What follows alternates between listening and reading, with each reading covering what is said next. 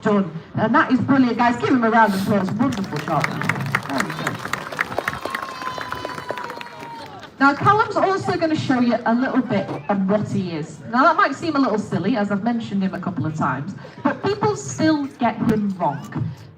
Our boys have been called a multitude of different things, some of them quite rude, but we've also had them be called seagulls, seahorses, giraffes, giant rocks. That was a weird day. We've had sea monkeys as well. Didn't know you could actually still purchase them. Got very excited, got myself one for Christmas.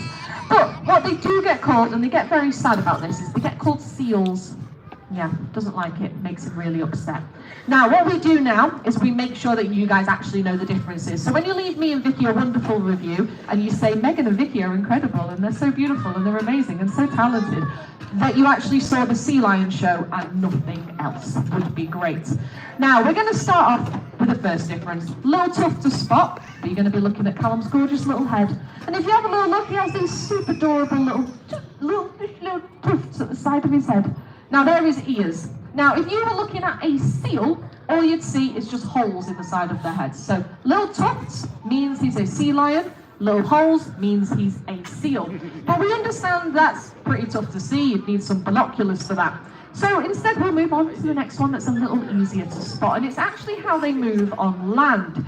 Now, sea lions are incredibly movable, a little bit more elegant than a seal. So as you see here, sea lions have a rotating hip joint. When they move with all four flippers just tucked underneath them. They can actually climb as well. Now, it is really high up there, so when he gets to the end, I want you to give him a great big cheer. Here we go, great big cheer!